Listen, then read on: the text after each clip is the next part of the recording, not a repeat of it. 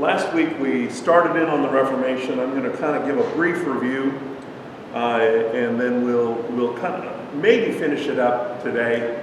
Likely not. Behave. You got to behave. You got your better half walking in the back door. Yeah. My better half's in Cincinnati, so I can behave as badly as I want. So, the Reformation. As I said last week, we looked at the main three characters in the beginning of the Reformation, but the Reformation was a powerful movement of God. I never can get this first slide. There we go. It was a powerful work of God that began to restore and cleanse the church. And it was also, and we may look at this at the end today if we get there. You know how my last few slides almost never happen, but it was the beginning of a modern fracturing of the church. The church was the church for 1,000 years or more. It divided into two churches, the Western Church and the Eastern Church, the Catholic Church and the Orthodox Church in Constantinople, it made that division. But it was basically the church for the longest time. And then at the Reformation, it began to splinter. We would say for good reasons, but anyway, now there are thousands of churches, and I have a slide that kind of shows the family tree of where all the different denominations came from. Martin Luther was the beginning of it, and we spent a lot of time on him last week. Not going to repeat that. The video is available if you weren't here and you want to watch that. But he was a German monk who rediscovered salvation by grace through faith, studying Romans, Galatians, rediscovered the principle, the just will live by faith. And he did translate the Bible into German and publish the Bible in German. Did a lot of things and lit the fires of Reformation. Like I said last week, he never meant to be anything but a reformer of the Catholic Church. But they tried to kill him, and so he ended up establishing his own church. Then there was Ulrich Zwingli, and he was in Zurich, and he led his church to defy the church, and he joined in Luther's protests. Protestants, that's where the term Protestants comes from. They protested the power of the church. They divided Luther and Zwingli. They met, representatives met, and they tried to say, well, let's join together in one. But remember, they divided over the Lord's Supper. What happens at the Lord's Supper? Luther stayed a little closer to the Catholic Church idea of transubstantiation. He had what's called consubstantiation. And Zwingli had more of a modern Protestant idea of it just being symbolic. And then came Calvin, moved from France, where he was a lawyer, became a Christian, Protestant, and he was really an intense, intelligent guy who became the theological voice of the Reformation, what's known today as Calvinism. We're not going to spend a lot of time on his theological system, but really, when people talk today about the Reformation, really what they're talking about is not Luther, not Zwingli, but they're talking about Calvinism. He wrote a set called The Institutes of the Christian Religion, and when people talk about prizing the Reformation, usually what they're talking about is the Calvinistic theological system in Reformed churches, Presbyterian churches, and other such groups. Now, I mentioned this last week. I didn't have my terminology correct. Yeah. Was Calvin, did he think it was symbolic, or where did he fall on that? I think he was probably more, I'm not real sure. I think probably more Zwingli. Certainly not consubstantiation or anything like that. Yeah. I'm not real. I think that the Reformed churches do believe that there is a grace that comes from the Lord's Supper, but not in a mystical way like Lutheran and Catholic churches do. So, but there are two types of reformers. We talked about this last week. I refined my terminology this week. There were the Magisterial Reformers, and that term comes from the fact that they combined the power of the church with the power of the magistrates, the government. They used the government to enforce church doctrine, just like the Catholic Church did. The Catholic Church was combined with the power of the Holy Roman Empire to enforce church doctrine. And so when these guys broke from the Catholic Church and the Holy Roman Empire, they used their local governments, their local magistrates, to enforce their beliefs. Calvin in Geneva, Zwingli in Zurich, Luther in various places in Germany. And they changed some of the basic theological teachings, but they kept several of the practices of Roman Catholicism, the Catholic Church. And so they were called the Magisterial Reformers because when you went into Geneva, the Calvin, and if you remember from last week, at first, they didn't like Calvin and they kicked him out of Geneva, and then they brought him back and he basically took over the government. There was a guy, Servetus, who was actually a heretic. He denied the Trinity. He was sort of a Unitarian. But they put him to death. They burned him at the stake. If you differed from the government church, it was a crime, and you would get in trouble. The other group was called the Radical Reformers. Now, they weren't, bomb-throwing radicals, but they were radical in the sense that they wanted to make much stronger reforms. They didn't just want to reform some of the theological positions, but they said, let's essentially, and because we fit more into the tradition of the radical reformers, I'm going to be a little more, when I talk about them, I'm going to probably, sound like I'm more sympathetic to them because I am. But basically, and by the way, a lot of the radical reformers, I don't agree with a lot of their ideas. But they said, let's go back to the Bible and let's start over again. We've thrown off the Catholic Church. Let's get into the Bible and read, and let's start everything over. Let's go back to the Bible and figure out how to do church. Let's go back to the Bible and figure out everything, not just salvation by grace, but everything. Let's go back to the Bible and let's get radical about being obedient to the Bible. I don't know if they ever said it that way, but that's essentially what it was. The key issues, there were several of them I mentioned last week, and I'll mention it again in a minute, but in fact, I'll just hold off on that. But essentially, they questioned whether the government should be enforcing church doctrine. That was one of the key issues with Felix Manz, who we'll talk about in a moment. Shouldn't Christians be free to practice their conscience?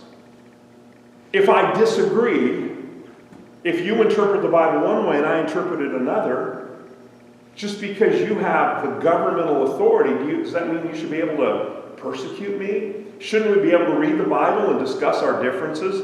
But the Reformed churches were intolerant of the Reformation churches. That should probably say Reformation churches. The Magisterial Reformed churches were intolerant of dissent.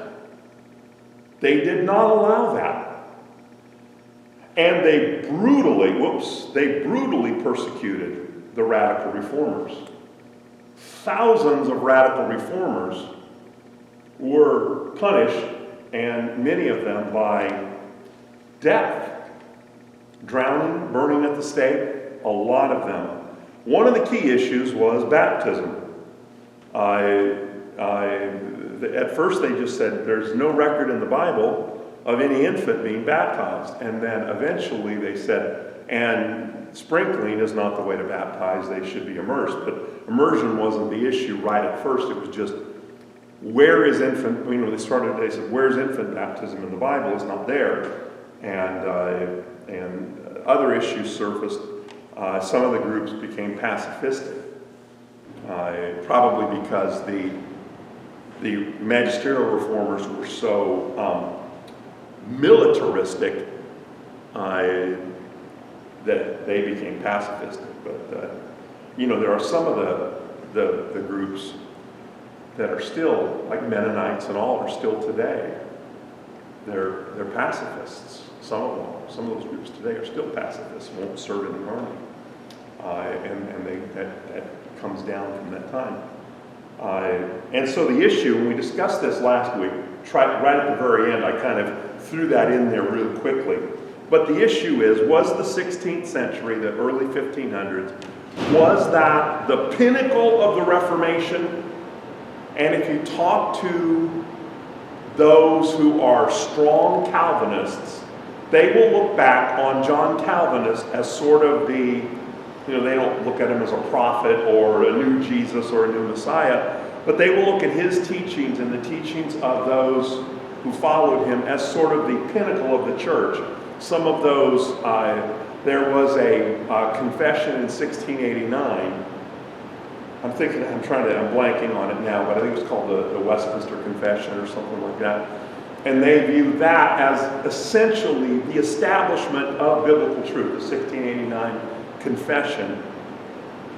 And anything that deviates from that is a denial of biblical truth.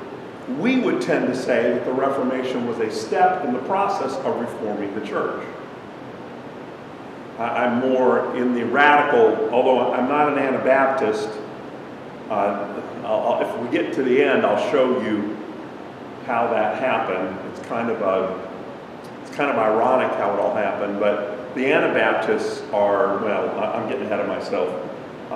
This is how it's like, was the Reformation the restoration of all truth, or was it the first step in the restoration of truth? And that's one of those arguments. But Felix Manz, it's interesting because Felix Manz was a key character, but all of those, I didn't draw all those photos of all those people that you see, but they don't have Felix Manz. They don't have one of those for Felix. They all came from Christianity Today, but they don't have one for Felix Manz, so I had to kind of make my own. He looks like he could be a lumberjack, but this is Felix, and he was in Zurich. Not Zurich. Yeah, Zurich. He was there in Zurich, and he was under the auspices of Zwingli, and he was part of establishing the Swiss Brethren. He joined forces with a guy named Conrad Grebel, and they formed what was called the Swiss Brethren. And they began to study the Bible, and they began to question things. Now remember, they're not questioning the Catholic Church anymore. They're now questioning the Reformers. The Reformers, Martin Luther studied the Bible, and he said, now wait a minute, well, you're not teaching what the Bible teaches about salvation. Now these guys are studying the Bible, and they're questioning several things.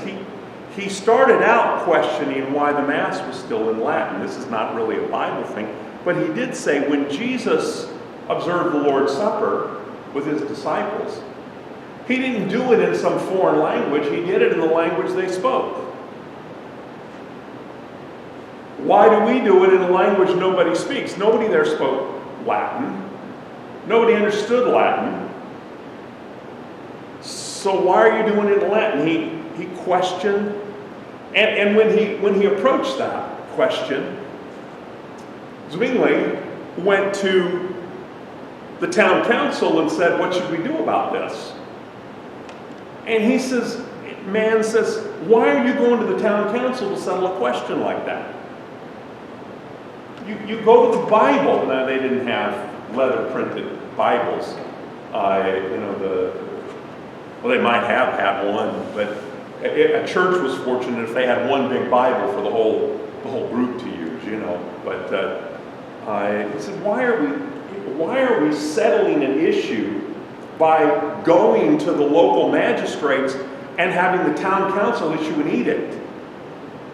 Why aren't we studying the Bible and asking, what does the Bible say? And so he's questioning church-state ties. And then the issue became, why are we baptizing babies?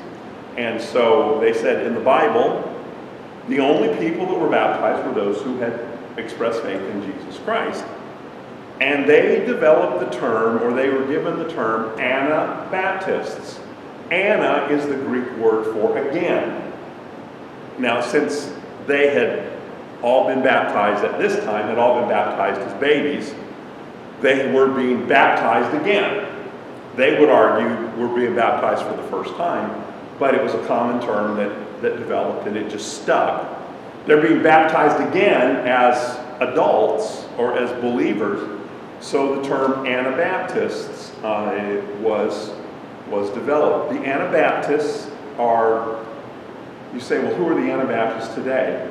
Mennonites, the Amish.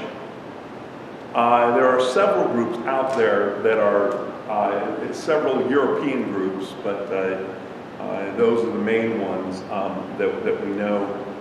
And when they began to teach what they taught, the people responded really, really well. But of course, the town council opposed them. They had wide support. The town council opposed them. As we said before, they thought that we should conform our practices to Scripture, and that the Reformation was incomplete, and they began to be horribly persecuted, just intense persecution.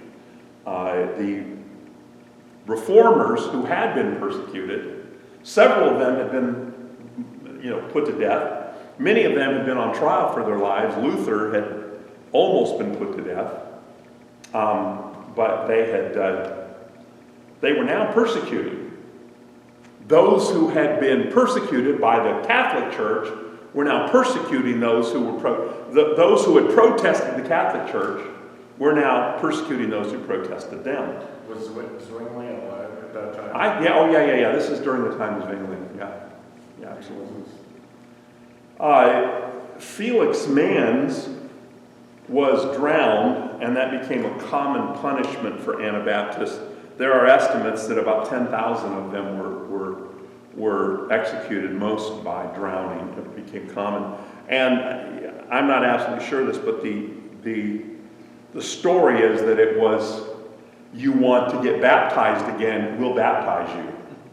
We'll give you, and they tied Felix Manz, his hands were tied behind his back, and he was thrown in a cold river, and he was permanently baptized, if you will. There was one problem with the Anabaptist groups. Their teachings were spreading wildly, and they were encouraging people to study their Bibles, but many of their leaders were being executed. And so there were a lot of heresies that grew up. And I think this is important. I had a man tell me a while back, why do we even need preachers? Which is fun thing for me to hear. But he said, we can all just study the Bible for ourselves. I think there's an interesting balance. Because you all should study the Bible for yourselves. You should gain truth for your own. You should not be dependent on me to feed you all the time. You should try to feed yourselves. But on the other hand, there is a place for sort of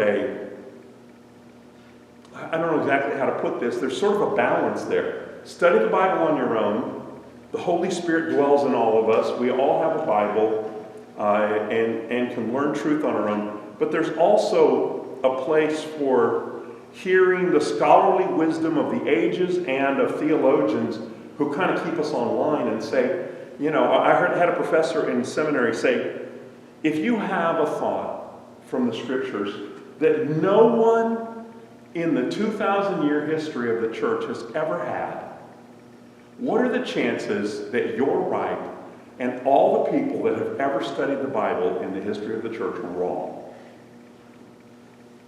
Maybe I will see something that no one else has ever seen. But the chances are pretty good that I'm wrong. And so listening to others is a wise, you know what I'm saying? You know, the problem with the church was that they were keeping people away from the Bible. But when you have no leaders, no preachers, no theologians, this happened in China actually. When we lived in Taiwan in the 70s, they prayed, "Oh Lord," you know, a lot of the people that were in there, that were in Taiwan, had been missionaries in China before Mao Zedong and the communists had come, and they would pray all the time. And I wasn't in there; I was always with the young people, the kids. But they were so concerned about what was happening in mainland China. And when they finally opened up, Nixon actually began to open up China. They went back in there. And they found that this massive revival had taken place in China during the Cultural Revolution, probably the greatest numerical revival ever. Millions of people came to Christ during the oppression. But unfortunately, because there were no pastors, no leaders, also during that, there was this widespread, all these really crazy heresies grew up as well, because they didn't have the stability of, you know, theologically trained leadership. So there's that sort of a, you know, God worked powerfully, but the devil worked to deceive those people as well. So kind of a dual thing. Did you have a hand up or something? Well, the Bible encourages to get counsel. Yeah, absolutely. I mean, God created the Levites. Yeah. I mean, that whole, it's there that you should have leadership. You need both. Absolutely. Absolutely. Now the next guy, I've already mentioned the denomination that formed from him. Take a wild guess. The Mennonites, Simons. He is another Anabaptist reformer. He in 1524. Now, this is getting into sort of the second generation, obviously.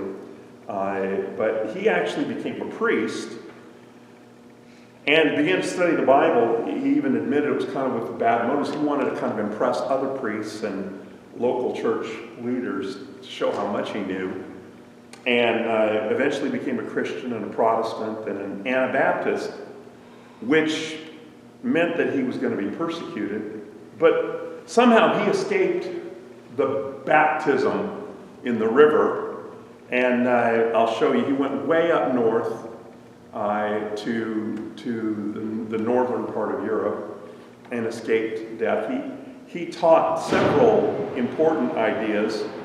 One, he taught baptism was only for believers, and that government should not the government should not be involved in the practice of the church.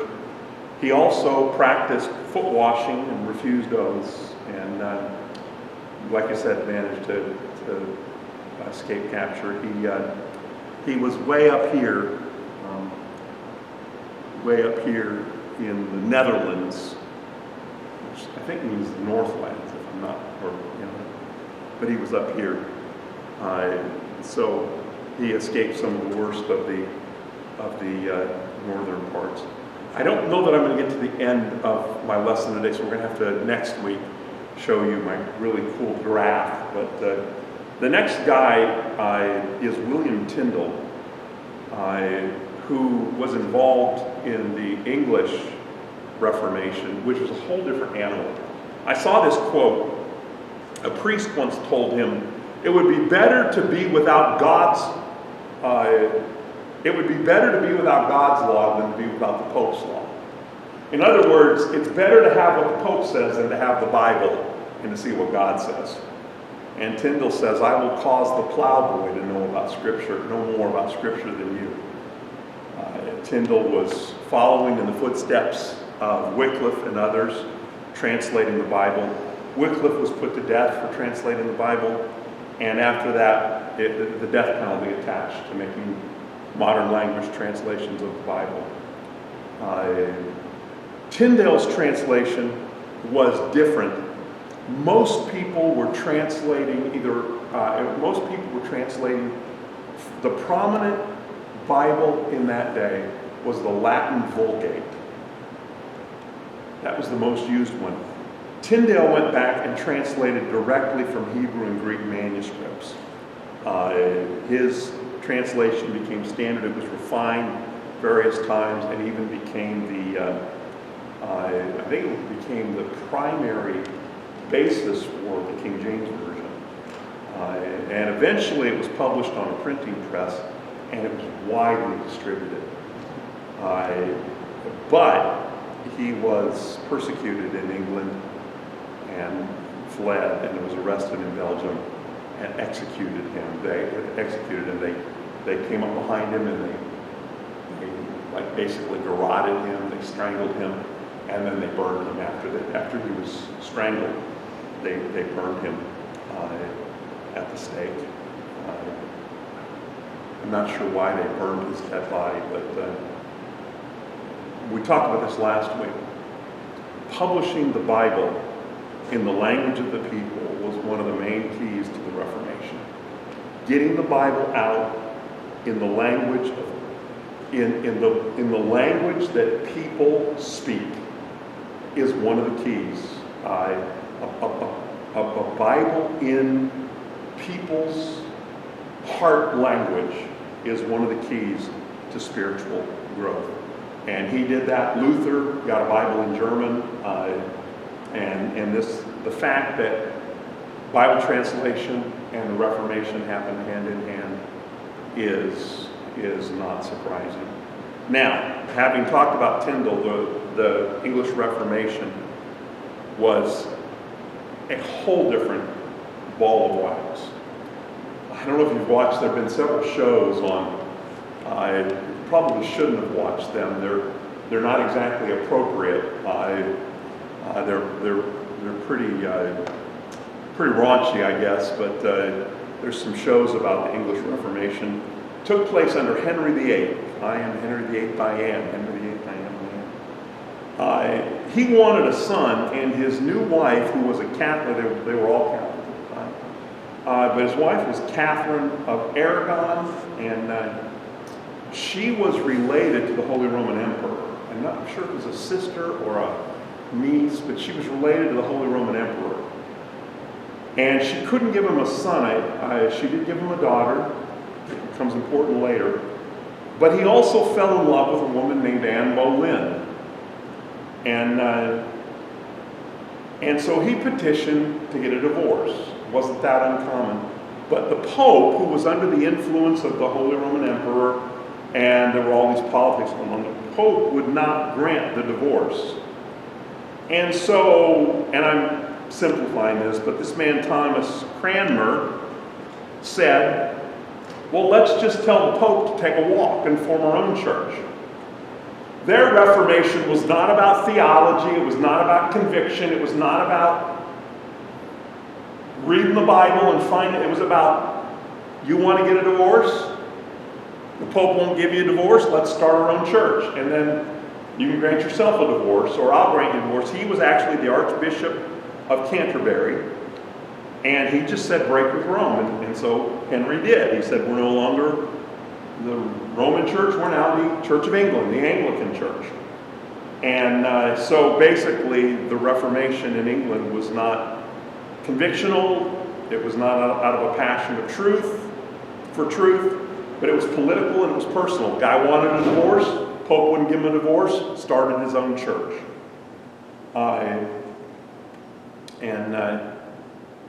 So now I say, as the Reformation, do you guys remember As the World Turns, or is that just too old? I thought, as I'm saying, that may be too old of a reference, but in 1530, Tyndale is put to death because he criticized, that was one of the main reasons he was put to death, because he criticized Henry VIII's divorce from Catherine. And as he was being put to death, just before he was going to be put to death, he said, may God open the King of England's eyes. to the need for the Bible. And Henry actually did authorize Bible translations before his death. And this Reformation proceeded very slowly. It's a flawed Reformation in England. And then in 1553, Mary Tudor ascended to the throne. Henry's son, he finally had a son, but his son died. His son was always unhealthy. His son died. Mary Tudor was Catherine, the original Catherine. That was the child that she had. And Mary had been exiled, and she was Catholic. And she restored Catholicism to England. She killed 300 Protestant leaders, including Cranmer, the Archbishop, and she's the one known as Bloody Mary. She was vicious and horrible, but she died in 1558 at age 42. She was trying to have her own children, but couldn't, and she had what she thought was a pregnancy. It turned out it was a tumor, and it killed her. And Queen Elizabeth ascended to the throne, and she forged kind of a middle path.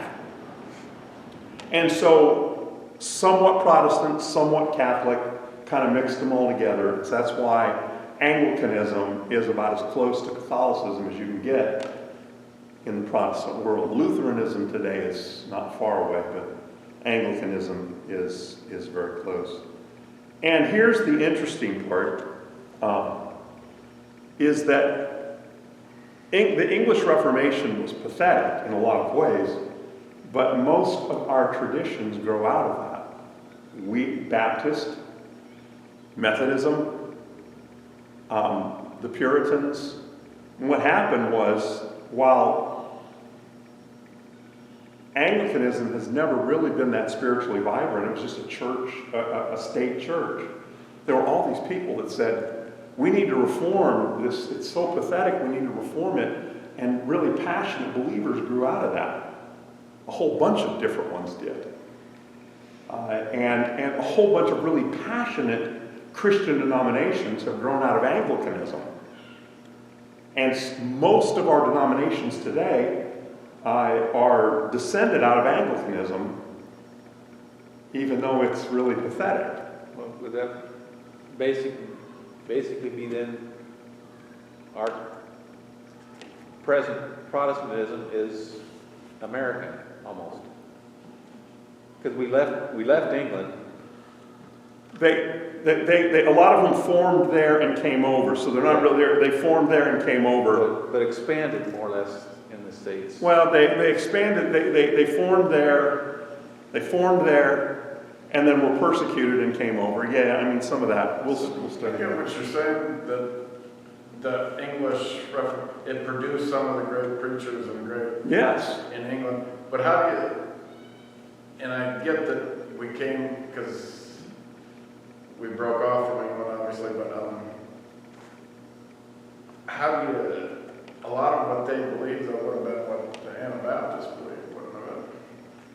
As far as the great pastors in England and 1800s. No. Well, yeah, there's some similarities, like for instance on baptism and things like that.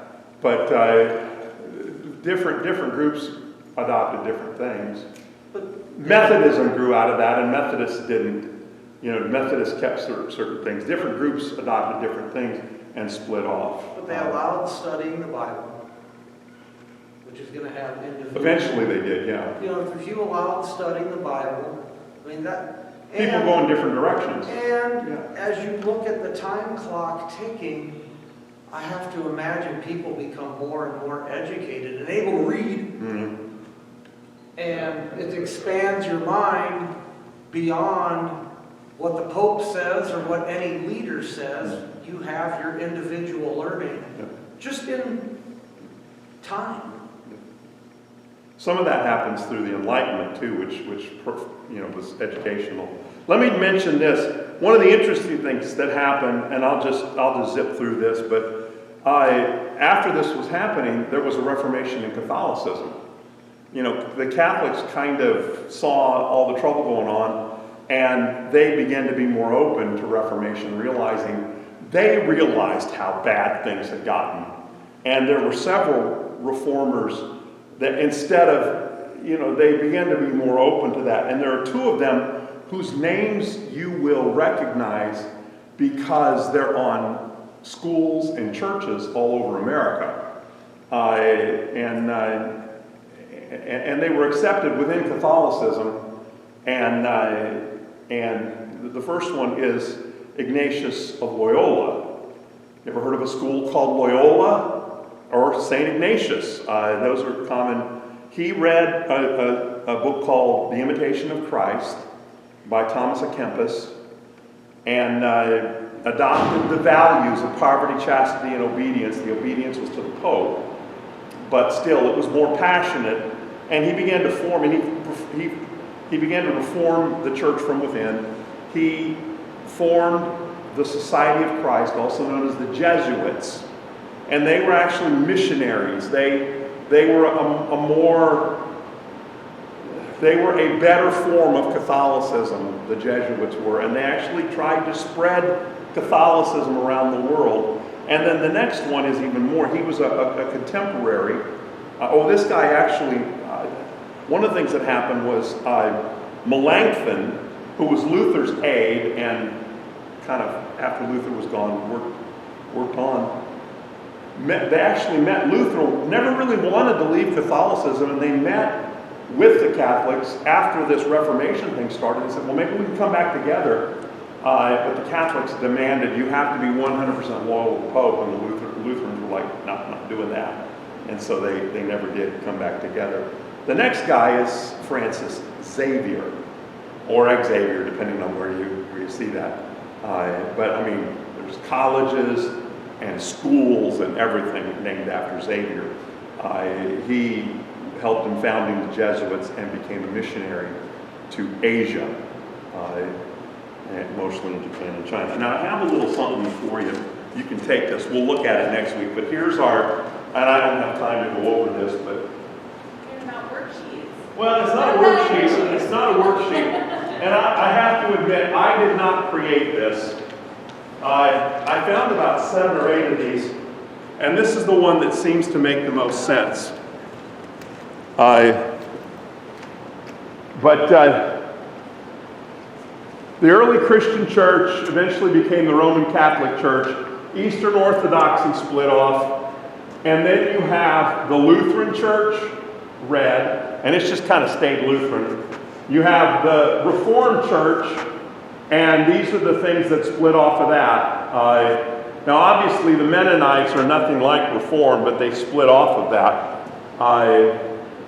The Anabaptists split off of the Reformed Church. They're very different from it. But you see here the Anglican Church, while it was I never thought spiritually healthy. I mean, it didn't form for the right reasons, but look at all of the things that have come out of even see, the Methodists came out of there. From the Methodists came the holiness churches, and even the modern charismatic movement came out of almost every one of our modern denominations comes out of the Anglican churches. So you can look through that, and I'll spend a little more time on that next week. But I just found that different trees give it different ways, and there's a lot of interconnectedness. But I think this is the one that laid it out the best. And of course, this is very much, at least the green and purple parts, a very Western view of things. There's African churches and Asian churches that don't fit into this very well. But I thought it was interesting, and it's it's just interesting to me that the Anglican Church formed for all the wrong reasons. I've been hard on the Anglican Church. Anglicans there's some really good Anglican churches. There's some synods, like in Africa, the Anglican Church in Africa is really strong. The Anglican Church in Africa is really good. And there's some Anglican synods in America that are really strong. But the Anglican Church in England has been less than good for a long time. So anyway, just thought that might be interesting for you to see, and we'll look at that more. Like I say, if an Anglican ever watches this, I might get some nasty notes, because I've simplified that, and Weren't you asked by Anglican to go work preacher? No, that's a free church, the free church in England, yeah. I don't know if that's ever going to work out. I never heard back from them, but so. That's interesting. Yeah, we'll see. All right, I'm over time. Y'all behave. Father, thank you for your powerful work in your church through the years. In Jesus' name.